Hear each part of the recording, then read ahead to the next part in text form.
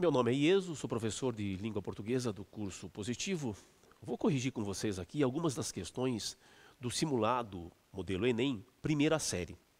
Algumas das questões, na verdade, eu vou começar não pela ordem. Eu queria começar com essa questão que envolve um item, que é um item muito importante, muito recorrente nas provas do Enem, que é a questão da variação linguística. Então eu começo com essa que é a questão 12 e depois eu tento fazer na ordem, tá bom? Aqui você tem uma tirinha do Angeli, em que os jovens se encontram. Aí, orelha, aí, beleza, mano, beleza, só. Que achou da orelha? Cabeça. Você viu que são pessoas de poucas palavras, né? De conversa bem restrita, bem lacônica. E aí vem a questão. A língua é um fato social e, portanto, variável. Variação linguística. Item historicamente recorrente na prova do Enem. Afinal, línguas são faladas por pessoas as quais se diferem umas das outras, seja por religião, classe social, sexo, idade, situação da fala, etc.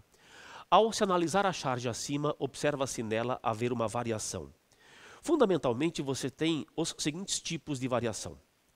Variação diatópica, por conta do local de onde vem o falante, as pessoas que usam a língua. Variação diacrônica, por conta do tempo. Portanto, na perspectiva histórica, a língua modifica-se ao longo do tempo. Variação diafásica, por conta da situação em que se encontram as pessoas. As pessoas estão em situações distintas e, portanto, elas usam a língua segundo variedades específicas. Variação diastrática, segundo o extrato social de determinados grupos e determinadas pessoas. Olhando a charge, pensando naquilo que aconteceu na conversa dos jovens ali, qual você acha seria a variação que imperou para que a conversa fosse assim tão lacônica? Beleza? Beleza? Só. Papo cabeça. Histórica? Não. Eles falavam, tratavam daquela maneira, tinham aquela variação por uma questão de estilo. Até parece, né? Mas vai ser mais preciso do que estilo, porque sem dúvida isso poderia caracterizar um estilo de um grupo, de uma tribo. Geográfica, não. Não é marca específica de uma região, aquele tipo de linguagem. Situacional, lembra, mas não é tão precisa quanto a sociocultural. Por quê?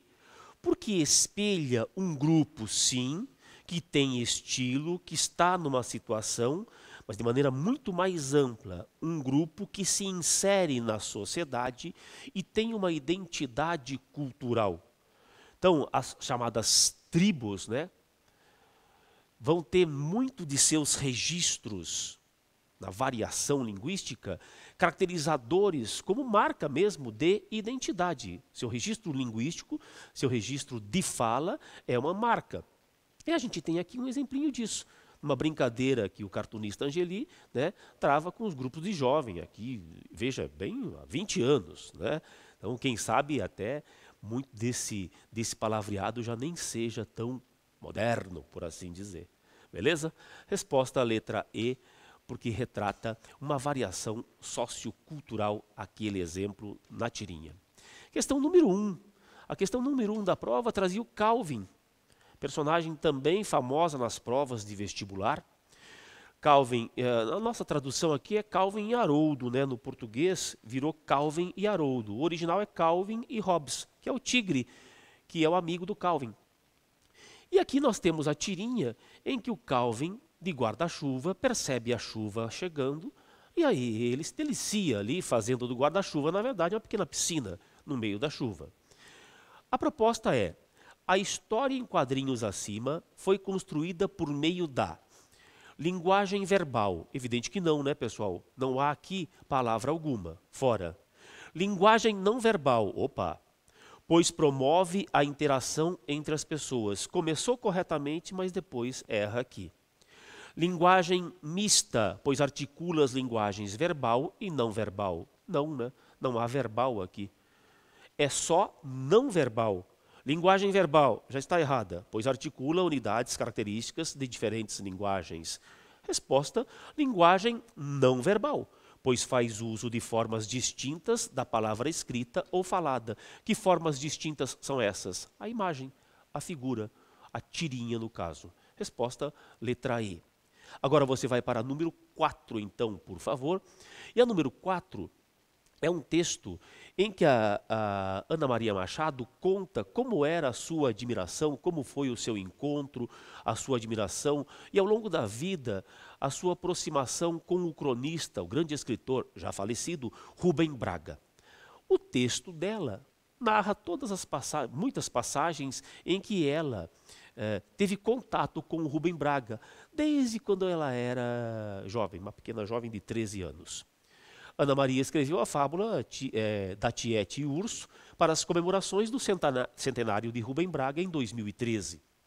Para tanto, fez uso do gênero textual relato autobiográfico, em que o enunciador, ela, Ana Maria Machado, revela fatos que ocorreram com ele mesmo. A partir da leitura do relato de Ana Maria Machado, pode-se dizer que o texto busca expor o conhecimento da autora sobre o seu ídolo. Não, tanto é que ela diz lá no texto, você sabe, que houve tempos, depois de muito tempo, ela não via o Rubem Braga. Você acha que ela fez esse texto para convencer seus interlocutores sobre a importância da boa escrita? Nada a ver. Dialogar, pois a autora conversa com seus interlocutores. Não.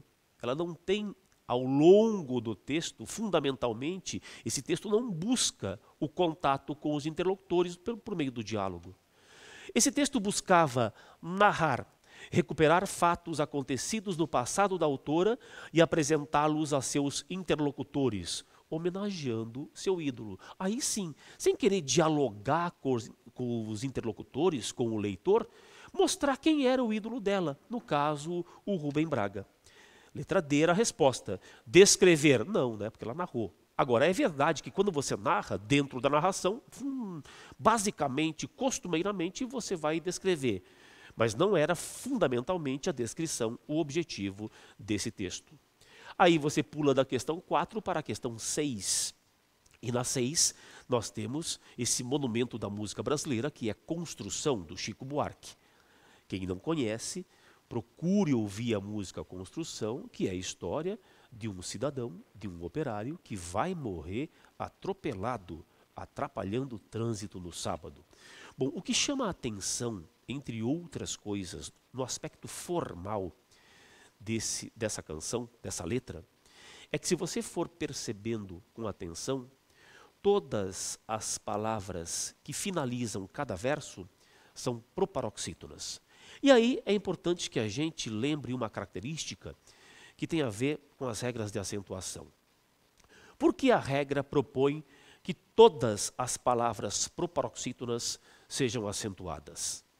Não é à toa, não é aleatório. Todas as proparoxítonas devem ser acentuadas. Última, único, tímido, máquina, sólidas, mágico, lágrima e assim por diante.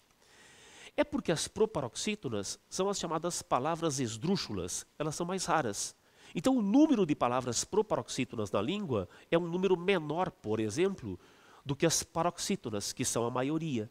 Então, já que as proparoxítonas são aquelas que aparecem quanto à tonicidade em menor número, a regra é bem clara. Coloca o acento em todas as proparoxítonas, o que é uma economia. Já pensou se a gente tivesse de acentuar todas as paroxítonas? Nós teríamos muito mais palavras acentuadas do que a gente tem hoje. E aí você ficaria mais contente ainda. Veja, criadas para estabelecer um sistema capaz de organizar a tonicidade das palavras, as regras de acentuação gráfica contemplam apenas 20% das palavras do nosso léxico. Evidente, não acentuamos todas as palavras. Então, existem as regras para acentuar uma porção dessas palavras, um quinhão dessas palavras. A análise da aplicação de tais regras na música de Chico Buarque permite-nos observar que o uso das proparoxítonas no final dos versos promove um efeito de paz. Lendo com atenção, você vai ver que vai promover um efeito de angústia, inclusive porque causa estranhamento pelo fato de ser sempre proparoxítona. A última palavra de cada um dos versos é acentuada por serem paroxítonas. Errado, né? Proparoxítonas. Os acentos gráficos das palavras proparoxítonas, se eliminados, as tornarão oxítonas. Bom, você tem a palavra última. Aí você tira o acento de última, fica última, do verbo ultimar. Não vira oxítona, né? Você tem página, que é proparoxítona. Você tira o acento, vira pagina, do verbo paginar.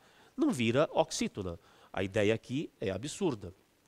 Esse sistema busca acentuar os grupos minoritários, não só na música, mas com as palavras, a fim de distingui-los dos majoritários.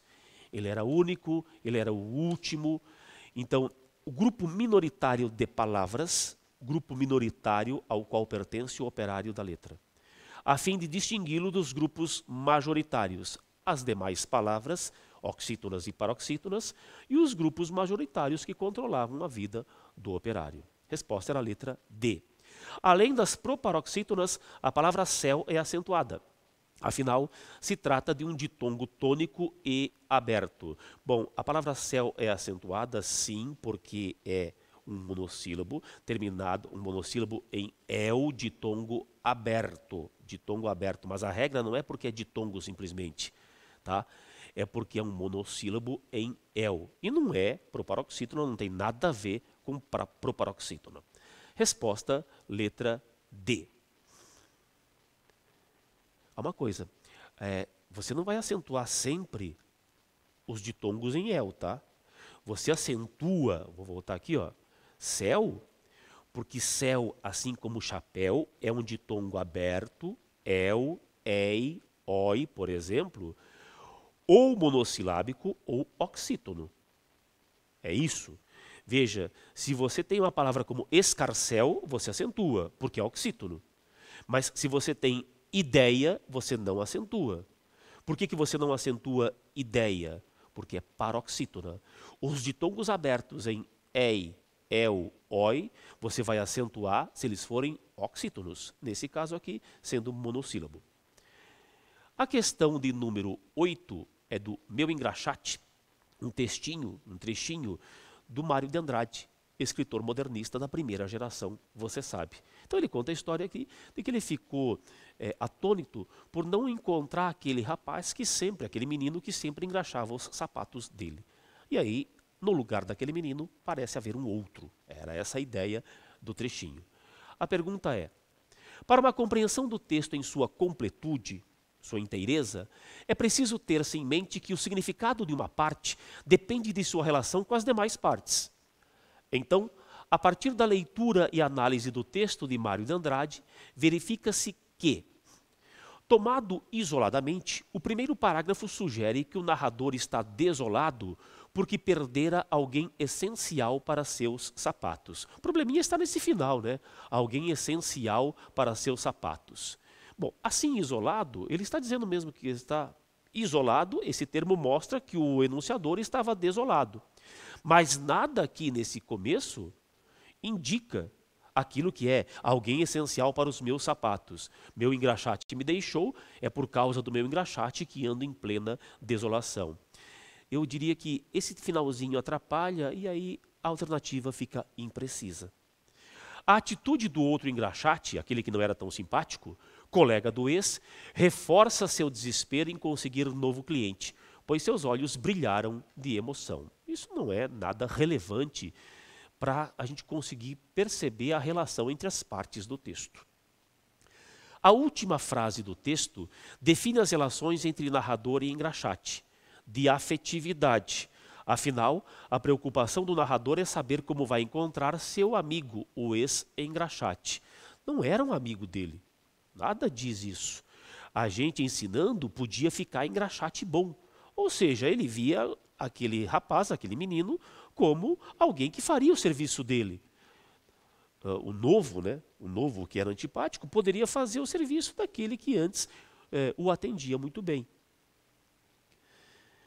A atitude do engraxate reforça a relação de interesse do narrador, pois este largou tudo para ir vender bilhetes de loteria, provavelmente algo mais rentável, e o engraxate ficou com os olhos brilhando, tristes, ao perceber que estava prestes a perder seu cliente. Esta aqui é absurda, porque a gente não imagina não pode fazer nenhum tipo de ilação relativo a isso. Podia ser mais rentável, sim, mas o texto não mostra isso para nós, não é verdade? Por que a letra E é correta? No final do segundo parágrafo, as frases pronto, estava sem engraxate. Aqui, ó. Pronto, estava sem engraxate. Quando ele descobriu que o outro menino agora não era mais engraxate e era vendedor de bilhetes de loteria. Pronto, estava sem engraxate. Justificam a perplexidade dolorida do narrador. Afinal, ele perdera os serviços de um engraxate e não de um amigo. Ele não estava preocupado, e o texto mostra isso ao longo de seu desenvolvimento. Ele não estava preocupado com a perda de uma pessoa que lhe era querida por ser amigo. Não. Ele estava preocupado porque havia perdido o serviço de alguém que o fazia bem. Resposta, letra E, portanto. Na 10, você tem um texto longo sobre o criador. Olha lá que coisa interessante, né? Um dos criadores de todo esse mundo em que a gente vive hoje, que criou os protocolos TCP, né, e IP, do IP, pai da internet. E ele conta nessa entrevista que ele não frequenta as redes sociais, pois ele teme que os dados dele acabem caindo em mãos, né, alheias. Então ele não quer ceder os seus dados para as outras pessoas. Essa é a ideia básica dessa entrevista, que foi feita por e-mail. A gente vê aqui, ó, aceitou conversar com a Super Interessante, a revista, por e-mail. A entrevista jornalística é um gênero textual de função geralmente informativa. Acerca das características desse gênero encontradas na entrevista acima, observa-se que esse é um texto marcado pelo fato de o entrevistado ser o responsável por determinar o tema da entrevista. Não, né? Não é o entrevistado quem define o tema da entrevista, embora alguns queiram fazer sempre isso. O título ser elaborado para que o leitor capte as informações mais relevantes sobre o entrevistado. Observe a correção desse caso. Eu não uso redes sociais, pois quero controlar meus dados, diz o pai da internet. Sem dúvida, esse título é muito chamativo e já aponta para aquilo que vai ser o fundamental, o essencial dentro da entrevista. A ideia fundamental que leva a gente, que desperta o nosso interesse para essa entrevista, é pensar como é que o pai da internet não frequenta as redes sociais. Aí ele vai especificar isso. Não quero que controlem meus dados. Resposta era a letra B. O título era fundamental aí. Portanto, você que pensa na área do jornalismo, da publicidade, veja a importância de um título. Aliás, você que vai fazer redação, né? Como às vezes um título é um bom chamariz para fisgar aquele que pode ser o seu leitor. A entrevista supracitada, citada acima, ter sido realizada oralmente. Não, foi por e-mail, já estava errado aqui. A organização dos parágrafos em destaque não permitir, e por vezes até impedir, a identificação das vozes do entrevistador e entrevistado. Esse tipo de entrevista, muitas vezes, em ping-pong, deixa muito claro para a gente quem é que está dizendo o quê, né? A gente sabe que aqui, por exemplo, é o entrevistador, porque afinal de contas, quando você tem a pergunta, vem o entrevistador, basicamente, assim, comumente é o entrevistador. Não que o entrevistado não possa devolver uma pergunta para o entrevistador, mas o natural é o entrevistador fazer a pergunta, óbvio, né? E aí, o parágrafo introdutório, trazer informações sobre o entrevistado a fim de não somente justificar seu interesse sobre o tema, mas também de apresentá-lo. Apresentar ao leitor está correto. Agora, justificar o interesse do autor pelo tema é o contrário, né? Aqui, ó, esse trechinho serve para identificar o entrevistado para aquele que vai ler a entrevista, mas não para mostrar que ele tenha interesse por aquilo que se discute, porque afinal de contas ele diz, olha, com rede social não me meto. Não me intrometo nessa porque não quero perder meus dados. A última estava errada também, portanto. Letra B, pensa bem, tá? Na hora de escrever uma redação em que o título seja pedido, O título é um bom chamariz. Saindo dessa aqui, vamos para a questão de número 11. Uma questão que trata da língua portuguesa e de sua gênese, de sua formação. A essência dos 2 primeiros parágrafos nos traz que o português é uma língua criada a partir de uma ebulição de várias outras referências e que ele nasce no seio não a partir do latim culto, do latim clássico. Ele nasceu do latim das pessoas, do chamado latim vulgar, que era o latim que as pessoas falavam nas ruas. As línguas sofrem mudanças à medida que o homem muda, o que nos leva a depreender que isso aqui é, na verdade, uma referência, por exemplo, à variação diacrônica, à variação histórica. A sua língua, o seu modo de usar a língua, certamente não é o modo como o seu avô, a sua avó usavam, inclusive em aspectos bem básicos, como, por exemplo, o léxico, o vocabulário. Algumas palavras que você usa são completamente estranhas aos seus avós, aos mais velhos, e vice-versa. Ele diz que a língua portuguesa é uma língua pura. A primeira frase do texto já começa a mostrar o contrário, errada. As línguas românicas, aquelas que vieram do latim, quais são as línguas neolatinas? O português, vou colocar o português primeiro porque é nosso. O português, o italiano, o francês, o espanhol, o romeno, são línguas neolatinas. Se originaram da fatia culta da sociedade de Roma, não, do povo, latim vulgar. A língua portuguesa é originária da evolução de outras línguas. Está correto. Logo, não evolui mais. Completamente errado, porque toda língua vive em constante evolução. A língua, ela está se transformando. A gente não percebe isso. Eu digo toda língua que tenha, é uma comunidade de fato falante. Você tem língua em que você tem um falante hoje, línguas indígenas com um falante no mundo. Línguas indígenas que têm 12 falantes. Aí é evidente que essa evolução parece não acontecer. Mas dizer que a língua portuguesa não evolui mais, completamente equivocado. O português é uma língua própria e independente. Independente é um sentido vago. O que caracteriza a sua superioridade? Não há sentido em falar em superioridade da língua portuguesa. A língua portuguesa tem sua origem no latim vulgar. Guarda bem, porque esta é uma informação real, verdadeira, que não se discute. A nossa língua nasce no seio de uma língua que não era língua clássica, língua culta, latim vulgar. E ao longo da história permanece evoluindo e se modificando. Quer um exemplo dessa evolução, dessa modificação? O português já foi muito influenciado, já teve como língua de prestígio e referência o francês. Em um outro momento, era o francês. Num momento mais distinto e mais distante ainda, acredite, a língua que se falava no Brasil era uma mistura de línguas que tinha línguas indígenas como referência. Então você sai daquele caldo de línguas indígenas, depois em um momento em que o português já existe, você tem o francês como língua de prestígio, e hoje nós sabemos, você tem uma influência enorme no português do inglês. Portanto, há uma evolução constante, com modificação constante, sim. Essa era a questão número 11. A questão 13 traz a imagem de 2 surfistas, e um deles, vestido de terno, gravata, diz: "Veja que belos movimentos elípticos fazem essas ondas, meu caro amigo. Pegá-las-emos nesse instante ou mais tardiamente?"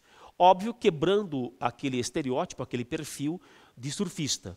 Tanto é que o surfista ao lado aqui olha assustado para aquele que está vestido de uma maneira pouco apropriada para a prática do surf, e está falando de uma maneira que não tem nada a ver com aquilo que é a marca linguística dos surfistas. A pergunta também sobre variação diz que a língua varia conforme o lugar, a situação comunicativa ou até os interlocutores. Então, ao confrontarmos a charge com a teoria das variações linguísticas, tem-se que há uma inadequação da fala do surfista executivo. Por que inadequada? Porque não é uma fala adequada para aquela situação. É a variação segundo a situação, a variação situacional. Ele está na praia, ele está junto dos surfistas. Por que usar de uma linguagem empolada, totalmente formal como aquela? Aquele é um bom exemplo de não se comunicar bem. Comunicar-se bem não é falar difícil, Não é querer falar bonito em todas as circunstâncias, porque nem todas as circunstâncias vão pedir isso. Falar bem, usar bem a língua é saber adequar o seu registro de língua a cada um dos contextos em que você se insira. Se você falar com os seus pais, com os seus amigos, do mesmo modo como você fala com o diretor, isto vai parecer artificial e seguramente não é um bom uso do seu registro de língua. É o caso aqui, ó. Então, errada, correta aqui, né? Porque é uma inadequação da fala do surfista executivo. Aí, as absurdas. Ambos os surfistas são bons falantes do português. Pode ser, né? Mas a gente não consegue saber isso porque o outro surfista não falou. A variação das línguas é um fenômeno linguístico, mas não social. É um fenômeno social, sim. É um fenômeno sociolinguístico.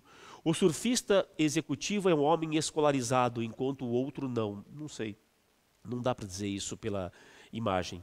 O surfista executivo fez uso de uma variedade linguística a fim de se identificar com outro surfista. Ah, sem dúvida, tanto é que a cara de espanto do outro surfista mostra claramente que não houve identificação. Parece que ele acaba espantando o outro surfista. Esse aqui está completamente perdido na foto. Para finalizar então o nosso encontro, a gente vai para a questão 14. Causo de Mineiro, que também trabalha, finalizando, tem mais duas, né? Que também trabalha com a questão da variação. Então você tem um texto que procura reproduzir o modo de falar do mineiro. Ó, Sapassado está vendo na cozinha tomando um pico-mel e cozinhando um cadinho com mais tomate para fazer uma macarronada com galinha assada. A receita mandou pôr de pipoca dentro da galinha para assar. O forno esquentou, o mistotou e o fiofó da galinha explodiu.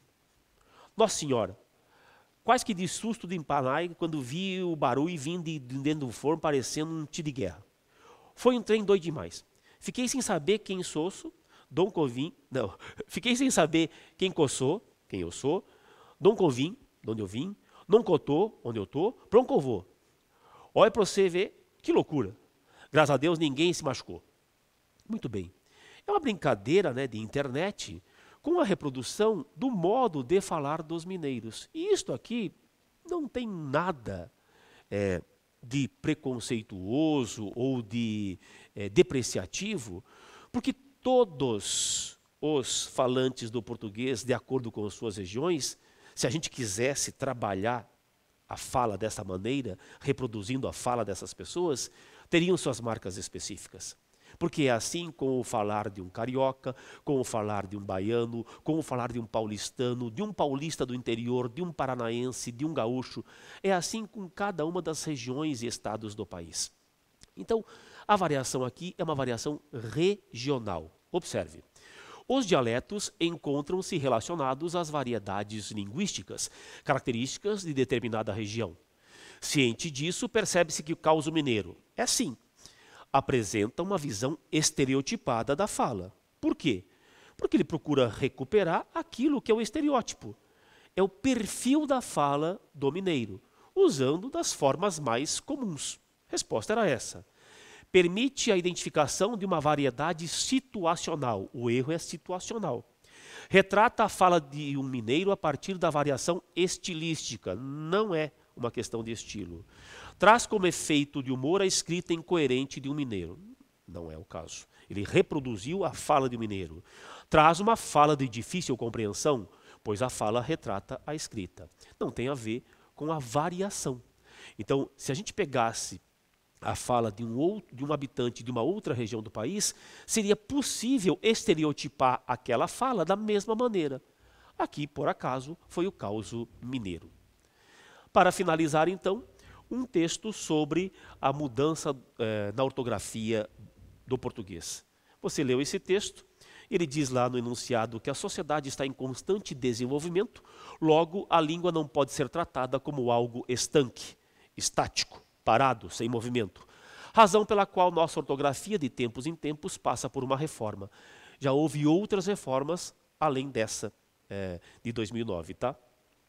Analisando as informações que constam no artigo acima, tem-se, sob a ótica da nova ortografia, que a maioria das palavras da língua portuguesa são oxítonas, pois em sua maioria não são acentuadas. Não, são paroxítonas.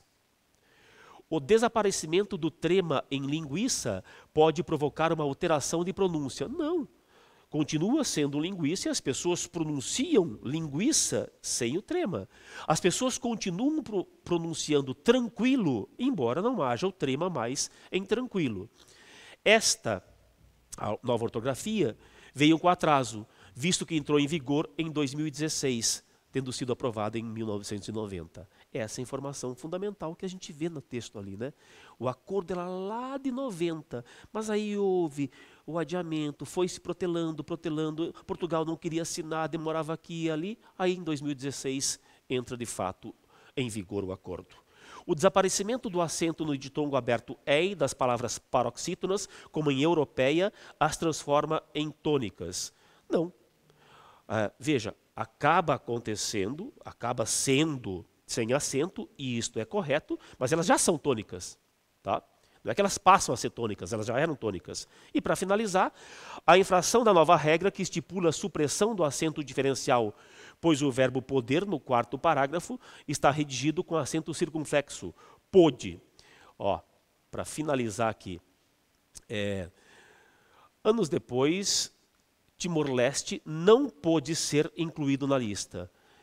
Continua marcado por este acento. Tá? Não houve infração aqui, porque este é um acento diferencial.